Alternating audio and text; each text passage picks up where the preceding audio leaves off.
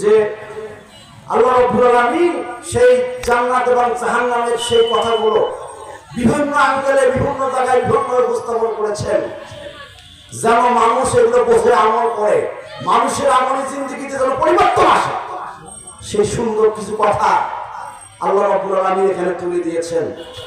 আল্লাহ তাআলা বলেছেন, কিয়ামতের দিনে ফয়সালা যখন হয়ে যাবে, ফয়সালা হয়ে যাওয়ার পর জান্নাতে ইয়াতাসাআলুনা আনিল মুজরিমিন, পাপীরা, পাপিষ্ঠরা, জাহান্নামীরা জাহান্নামে যখন চলে যাবে, তখন জান্নাতীরা জাহান্নামীদেরকে জিজ্ঞাসা করবে, তারা তাদেরকে প্রশ্ন করবে। প্রশ্নটা হচ্ছে এরকম, মা সালাকাকুম ফি সাকার, হে ভাই কি কারণ ছিল, কি এমন সমস্যা ছিল যে তুমি আজকে জাহান্নামে? কিসে তোমাকে জাহান্নামে নিক্ষেপ করেছে? কেন তুমি আজকে জাহান্নামে? তুমি জাহান্নামে কেন? তখন সেই জাহান্নামী মানুষটি জবাব দেবে, সে বলবে, ক্বালু, জাহান্নামীরা বলবে, লাম নাকু মিনাল মুসাল্লিন, আমি দুনিয়াতে নামাজি ছিলাম না,